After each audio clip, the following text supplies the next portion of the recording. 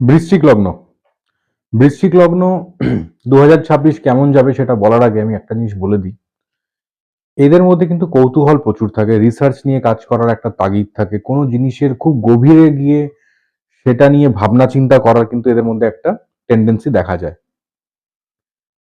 আর আরেকটা একটা খুব ভালো জিনিস এদের মধ্যে, সেটা হচ্ছে এরা কিন্তু মানে ঘুরে দাঁড়ানোর যে একটা তাগিদ জীবনে কামব্যাক করার, যে কোনো রকম ডাউনফল, যে কোনো রকম মানে মানে ঘাত প্রতিঘাত সামলে, যে আমরা বলি না যে জীবনের অনেক ঘাত প্রতিঘাত সামলে সে নিজেকে দাঁড় করিয়েছে, কামব্যাক করেছে, এই বৃশ্চিক লগ্নের মানুষজনের মধ্যে কিন্তু এই স্ট্রেংথটা, এই শক্তিটা কিন্তু পাওয়া যায়, দেখা যায়।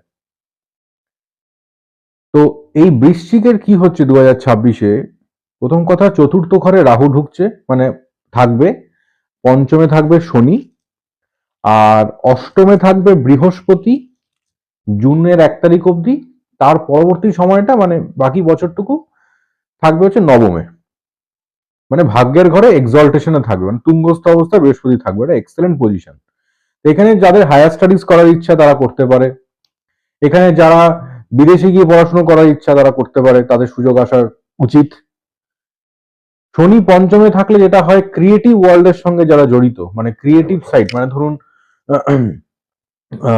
ইন্টেরিয়ার ডিজাইনিং হতে পারে, কোন রকম আর্টস রিলেটেড কিছু হতে পারে, শিল্পকলা যেটাকে আমরা বলি, নাচ হতে পারে, গান হতে পারে, কোনো ইনস্ট্রুমেন্ট বাজানো হতে পারে, ঠিক আছে, মানে গিটার হলো, হারমোনিয়াম হলো, তবলা হলো, এগুলো তো মানে একটা শিল্পী ব্যাপার, শিল্পী মানসিকতা নিয়ে থাকে এরা।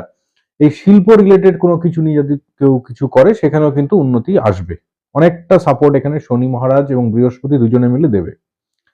চতুর্থ ঘরে রাহু, বাড়ি থেকে দূরে গিয়ে কাজ করার অপরচুনিটি আসবে। যদি অনেকদিন ধরে চেষ্টা করছেন যে বাড়ি থেকে দূরে গিয়ে কিছু করার, বা নিজের বাড়ির মানে যে লোকেশনে আপনি আছেন সেখানে হয়তো কিছু সেরকম অপরচুনিটি আসছে না, তো এক্ষেত্রে বাড়ি থেকে দূরে গিয়ে কাজ করার কিন্তু সুযোগ আসবে, এবং যদি আসে সেটা অবশ্যই আমার মনে হয় বেছে নেওয়া উচিত, কারণ এটা এক্সেলেন্ট একটা অপরচুনিটি আসবে। কারণ রাহু এখানে বাইরে, জন্মস্থান থেকে দূরে বা বাড়ি থেকে দূরে কাজ করতে কিন্তু যথেষ্টভাবে আপনাদেরকে সাহায্য করবে। আরেকটা জিনিস আমি বলে দিই, কেতু 10 নম্বরে আছে, তো স্পিরিচুয়াল ওয়ার্ল্ডের সাথে যারা কানেক্টেড তারাও কিন্তু এই বছরটা যথেষ্ট ভালোভাবে, মানে একটা যে মানে বলে না ঐশ্বরিক আশীর্বাদ পাওয়া, বা একটা ডিভাইন মানে পাওয়ারের সাথে কানেক্ট করা নিজেদেরকে, এই জিনিসগুলো কিন্তু হবে।